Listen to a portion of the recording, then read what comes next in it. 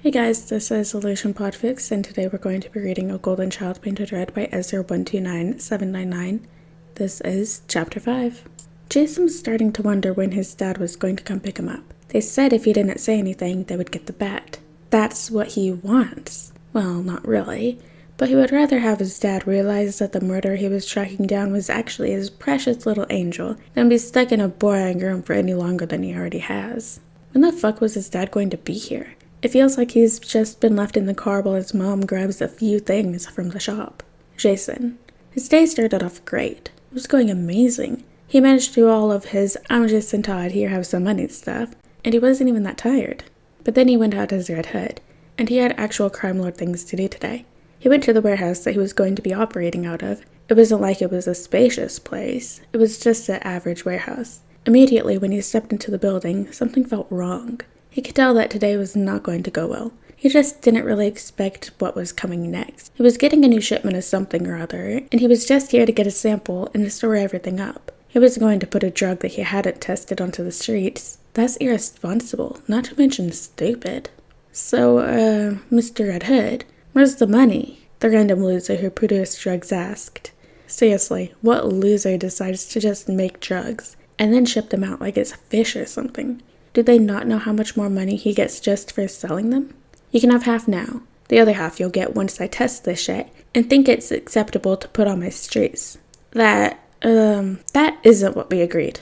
I don't care. It's what you're getting. Well, we'll take these elsewhere if you're not going to pay full price now. Try take 'em. I dare you.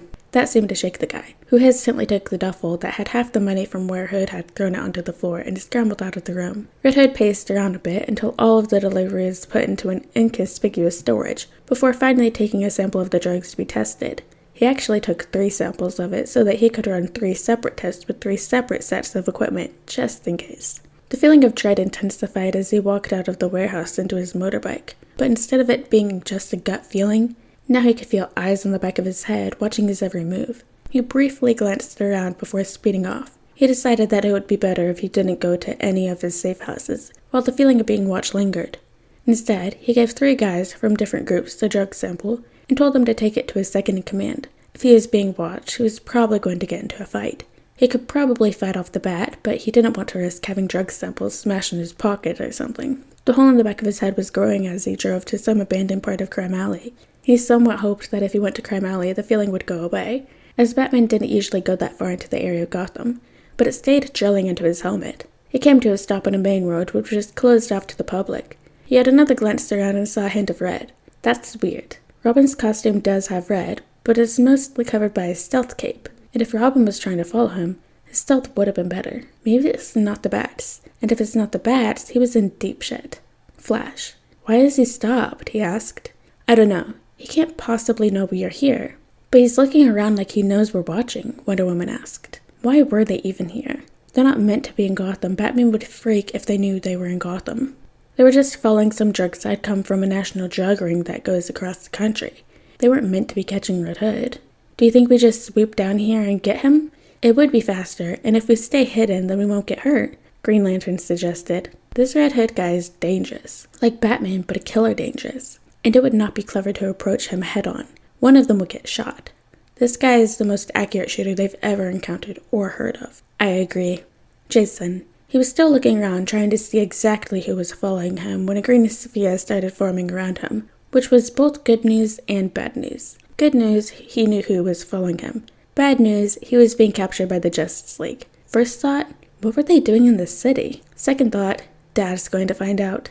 He wasn't really panicking about being captured by the League. It's not that difficult to escape if you know how. And boy, does he know how. He was more panicking about the fact that Bruce was going to find out. That means that everyone was going to find out. He decided to give it a classic, nothing matters, we're all going to die one day attitude. Because, really, what could he do at this point? Plan. That's what he could do. The only plan he could come up with is tell Batman, and Batman only, his identity and hope that Bruce gets him out of there. Thank God he was wearing a domino mask under his helmet. Batman. After all the intro parts are over. Bruce had gotten a call from the League saying he was needed at the tower when he was on patrol with Nightwing and Robin, so obviously, he brought them with him to the tower. He wasn't going to leave them in Gotham where there was the Red Hood out and about, so the solution was bring them with him to the tower. He doesn't know what he expected when he got to the tower, but it wasn't the entire lake trying to explain something all at once. One at a time. So basically, we were tracking some dangerous drugs, and a shipment went into Gotham. We thought that we wouldn't bother you with it since you have a lot going on, so we went to Gotham. You went into my city without permission? Yes, as I was saying, we went to Gotham when we found out that the shipment went to Red Hood. So we did you a favor of arresting him, but the problem is that he won't exactly talk, as in he's refusing to speak to any of us. So we thought that you should have a go. You should have let me have a go as soon as you found out that the shipment went to Gotham. How long has he been here? A couple hours? Hours. Hours have passed by before you bothered to tell me you had one of my criminals in your custody. Unbelievable. Literally, what were they thinking? Clearly not much. The cells in the tower are rooms where metallic bars split the room in half. Half of the room is for the criminal, and the other half is so that the leak can interrogate the criminal at any time without having to move them between a room where they can sleep and an interrogation room. They weren't the nicest of things, basically no privacy, no windows, only a bed and a toilet. They could definitely be spruced up a bit. Today was really full of surprises, because as soon as he, Robin, and Nightwing entered the room, Red Hood said, "You might want to video this." Explained to Batman how he, the world's greatest detective, had been having family dinners with Red Hood. Red Hood! For the last few months. Dick. He had his phone out. Sue him. Red Hood said video it. He was going to video it. And thank fuck he did. Because Jesus Christ on a stick. That was perfect. Charitable, angelic, golden child of a brother sat in full Red Hood gear, sat on the other side of the bars. His brother, Bruce's pride and joy, was a murderous crime lord. Jason, I've been renovating Gotham for a while and have improved it in legal ways, was a serial drug dealer. How? Then it dawned on him. Jason had sat through the conversations about Red Hood and what they thought of him. He also knew how they were going to try to take Red Hood down. That's how he always knew, because he had been told by the bats. It also dawned on him that Jason was the only one in the family to break the rule they have, and not just once. Literally hundreds of times had he killed.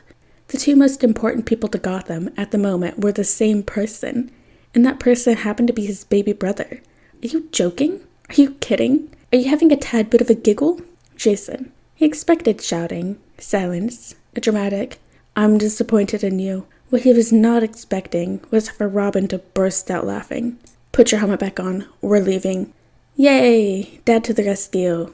The Justice League was looking thoroughly bamboozled as Red Hood walked free with Batman and Nightwing looking disappointed in themselves. Another thing Jason wasn't expecting, and Robin giggling to himself saying things like, "This is the best thing that's happened all year." How? Literally, how? OMG, OMG, oh my god! Red Hood did a little wave on his way out, which confused the League even more than before. They arrived in the Batcave with the laughter dwindling and being replaced by a very tense atmosphere. Jason was going to have to bullshit his way out of this one incredibly well. Alright guys, and that is the end of chapter 5 of A Golden Child Painted Red by S01297999. I hope you guys liked it, and I'll see you in the next chapter.